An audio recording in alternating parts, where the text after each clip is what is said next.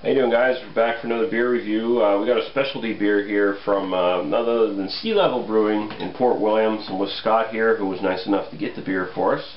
That's right. This is their latest specialty, and if you buy their mixed six-packs of cans now, where you can get their cans, they put 2 cans of their specialty in with their mixed six-pack. So this is Sea Level's Düssel-Port New World Altbier. But it says New World Alt, but apparently it's more, Scott was saying, more in a traditional... Yeah, it even says on the back here. Yeah. This particular ale is one of my favorites, and this is Randy Lawrence's little thing he put on the back here, the brewmaster. This particular ale is one of my favorites. I was fortunate enough to have been given this recipe from a master brewer friend of mine who brewed in Dusseldorf at the Fusion Brewery. I followed the recipe right down to the 16 grams alpha acid. Prost, Randy. That's what, cheers? Yeah, it's basically cheers in German or whatever. And these were, mine was filled on March 11th, 2013. Get the filled on date here. Yeah, it was like March Smudge. March Smudge. Something or other.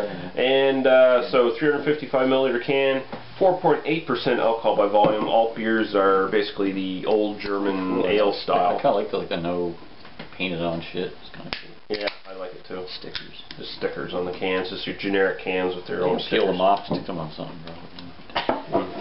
So we'll pour them here. And we got our vintage Sea Level glasses now. Yeah, the new ones look like the SL. Like yeah, they got the new logo or whatever on them. Yeah, there we go.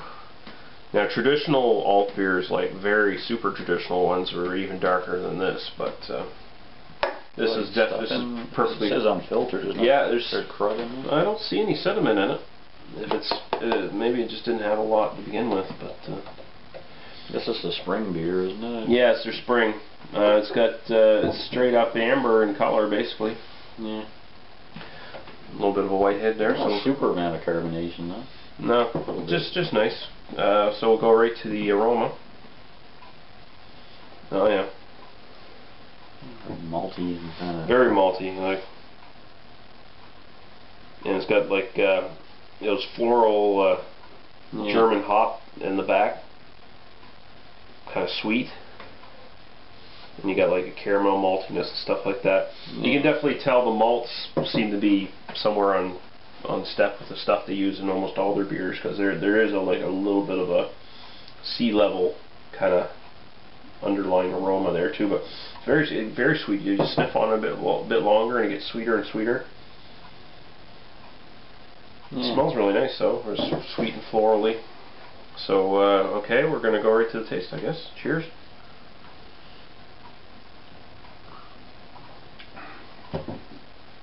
Up front, biscuity. A little bit of sweetness that quickly fades away. It's like it just is there and it's gone. And man, quite bitter at the back. Yeah. Not puckering bitter or anything like that, but it's like this noticeable little punch of bitterness right in the back. Very earthy. Almost metallic, like kind of a minerally bitterness. It's got herbally kind of. Yeah, or even herbally maybe. It's got. It must have like I assume like some of those German noble hops that are like really earthy. So sort of same sort of hops you get in like pilsners and stuff like that. Almost kind of like a bitterness as far as like orange rind or something like that. You kind of like that kind of that sharp sort of bitterness. Yeah, super bitter, but it's right there. It's not too far off. Very refreshing though, like it's got nice, it's the bitterness alone that gives like the crispness to it, like there's no real carbonation at all that you can detect. It's only 4.8%. So.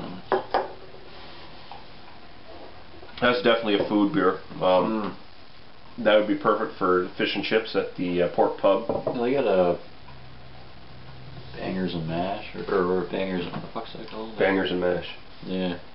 Is it?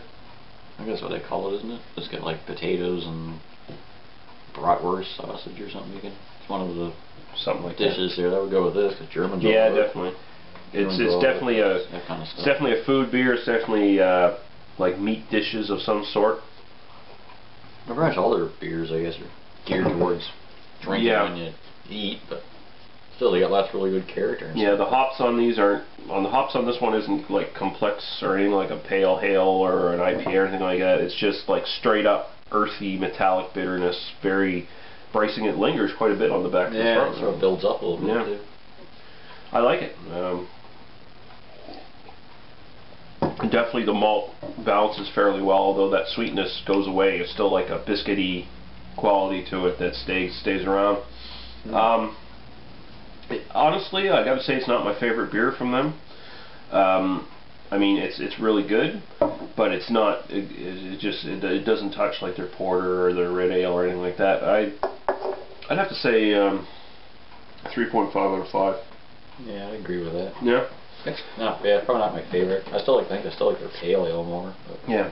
Like I've had a couple alt beers, and this is pretty much within the style. It's highly drinkable. It's very good. Perfect food beer if you can still get it. If you can get down to sea level and grab some, or just drink it right at the pub with a meal. I'm not sure when the other one's coming in, or what's the next? I don't know what the next one is. It's probably coming in pretty soon. I imagine. This is probably the March one, so April will be whatever. They still got quite a few there because we had like the beer store thing there. It was like one side's bottles and then the other side's like 3 doors of like the 6-packs, and it's like stacked up like this. Yeah. Well, there you heard it. Get your ass down to fucking Port Pub and Sea Level. Buy their beer, even though it's $15 a 6-pack. You're supporting a local brewery that makes excellent product. How much money they got into getting the cannery and stuff. Look at it this way: would you pay $15 for 330 milliliter bottles of Guinness Black Lager in a 6-pack, or would you want to pay $15 for a quality canned beer, 350? Bud Light Platinum. Or yeah, Bud Light Platinum or some shit like that. Support a local brewery, a good fucking brewery. One of my favorites. They're definitely making good strides here with their canning. I want to see them in the NSLC. That would be awesome. That's what I want. I suppose if they get to that point, that the price might go down, because then they would have to be just supply and demand. I guess they don't sell as much. You got to higher price, I suppose. But yeah, $15 it's well worth it. It's excellent beer. Yeah, but if you buy the selection, like the selection packs for people to buy it and try it out, where if you decide you want that, then you go and you buy the friggin' growlers of it, and it's like $5 for a freaking liter of it, so it's a whole lot. That's the way to go. Yeah, the amount of beer we've hauled out of there now in our growlers, and for very little money, really, is. You get like what, 12 liters for $60. 12 liters for $60. Yeah, that's not bad. It's not bad at all. Way better than you can do any NSLC. So.